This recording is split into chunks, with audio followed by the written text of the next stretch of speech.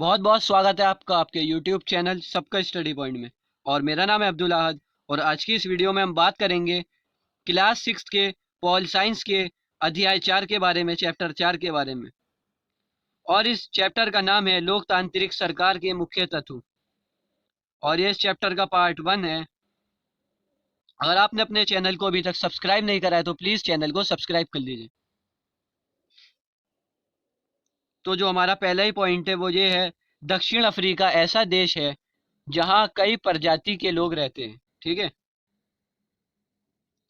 जैसे श्वेत, वह लोग जिनका रंग गोरा है। ठीक है, और अश्वेत, वह लोग जिनका रंग काला है या सांवला। ठीक है, जैसे भारतीय।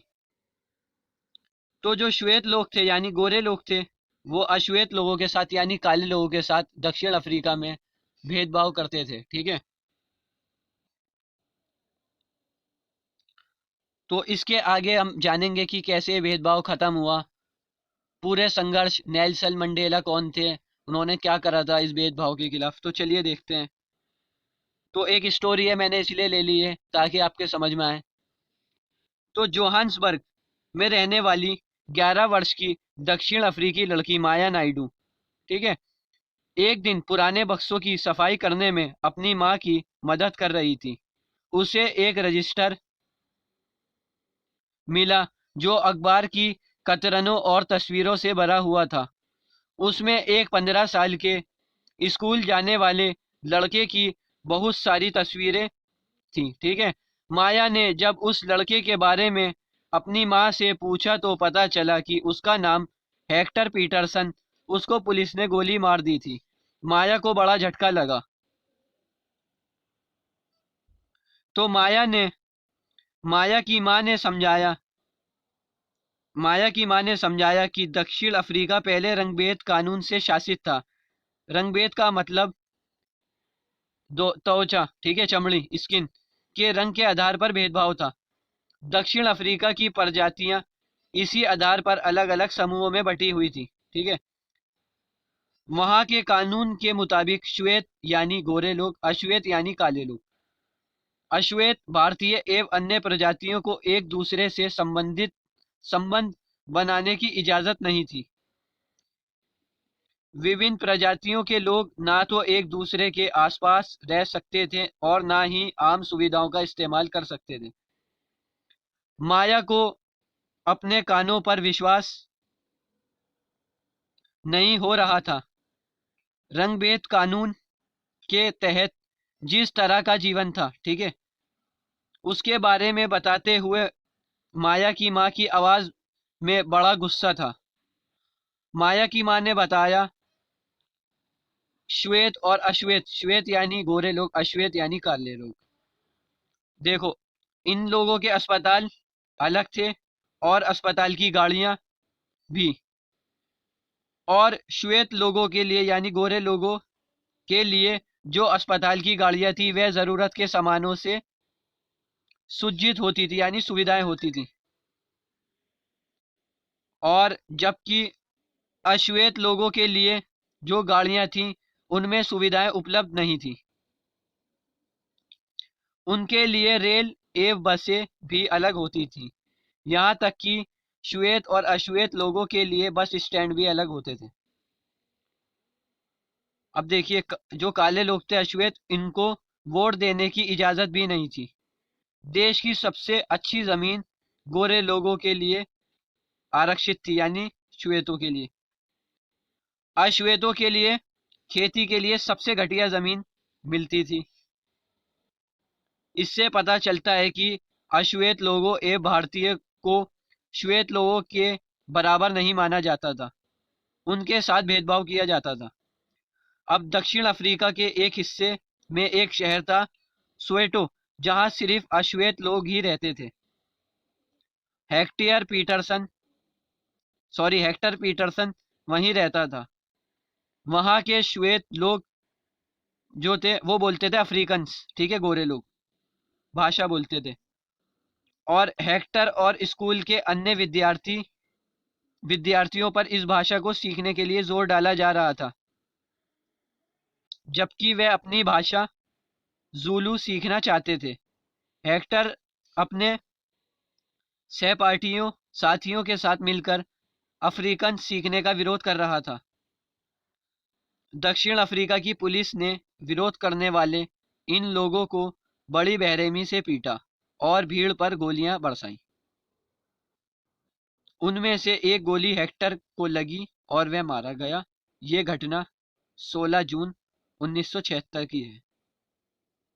अब आप देखिए, आपने देखा कि कितना लोगों के साथ भेदभाव होता था दक्षिण अफ्रीका में। गोरे लोग जो थे, श्वेत लोग काले लोगों के साथ कितना भेदभाव करते थे। ठीक है। और बसें अलग थी, अस्पताल अलग थे, जमीन अलग थी। तो अब देखिए, अफ्रीकी राष्ट्रीय कांग्रेस, ये एक पार्टी थी, शायद आज भी ये पार्टी है। तो आपने नाम सुना होगा, एक जाने माने नेता थे जिनका नाम था नेल्सन मंडेला, जिन्होंने रंगभेद के खिलाफ बहुत समय तक संघर्ष किया। तो संघर्ष किया और 1994 में उन्हें सफलता मिली। किसे सफलता मिली? नेल्सन मंडेला को। और दक्षिण सॉरी दक्षिण भारत मैंने गलत लिख दिया यहाँ पर, यह है दक्षिण अफ्रीका। ठीक है। तो दक्षिण अफ्रीका जो है एक फिर लोकतांत्रिक देश बन गया। ठीक है। और तब से सभी प्रजातियों के लोगों को बराबर माना जाने लगा। और ये आपकी एनसीईआरटी बुक का अगला टॉपिक है भागीदारी। तो भागीदारी जो है, लोकतंत्र में लोग निर्णय लेते हैं। ठीक है। जैसे चुनाव हुए, चुनाव में लोगों ने वोट दिया। ठीक है। वोट देने के बाद, वोट देते समय लोगों ने अपना प्रतिनिधि को वोट दिया। ठीक है। प्रतिनिधि यानी नेता को। ठीक है। अब नेता को वोट दिया, नेता इनका बन गया लोगों का। ठीक है। प्रतिनिधि वोट दिया जिसको सबसे ज्यादा। अब जो नेता बना इनका प्रतिनिधि, अब वो निर्णय लेगा। ठीक है। जो निर्णय लेगा ना प्रतिनिधि, वो लोगों के हित में होगा। ठीक है। उस निर्णय में लोगों का फायदा होगा। ठीक है। क्योंकि उन्होंने अपने पसंदीदा नेता को चुना। और प्रतिनिधि जो है वो निर्णय लेते समय लोगों की मांगों और ज़रूरतों का ध्यान रखेगा। ठीक है। तो इन सब के अंदर जो है भागीदारी कहीं ना कहीं सबकी है। तो निश्चित समय के लिए सरकार चुनी जाती है। ठीक है। सरकार कोई भी हमेशा नहीं रहती। आज अगर कोई सी सरकार है तो अगले 5 सालों में कोई और सी सरकार होगी। तो भारत में ये अवधि जो है 5 वर्ष की है। एक बार चुने जाने के बाद सरकार 5 साल तक रहती है, सत्ता में रहती है। और सरकार का सत्ता में बने रहना तभी तक संभव है जब तक लोग उसे बार बार चुने। ठीक है। अब आपको मैं एक उदाहरण देता हूँ। दिल्ली है। ठीक है। दिल्ली दिल्ली के अंदर सरकार किसकी है? आप कहेंगे 2021 में आप कहेंगे आम आदमी पार्टी की है। ठीक है। और आम आदमी पार्टी के जो मुख्यमंत्री हैं वो कौन है? अरविंद केजरीवाल हैं। ठीक है।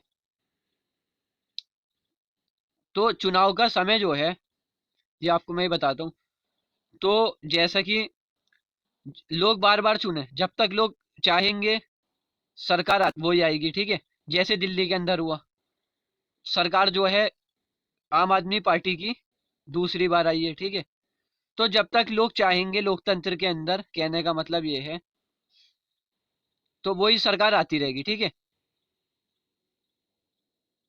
अब देखिए, चुनाव का समय जो है लोगों के लिए वह घड़ी है जब वह लोकतंत्र में अपनी ताकत को महसूस करते हैं। ठीक है।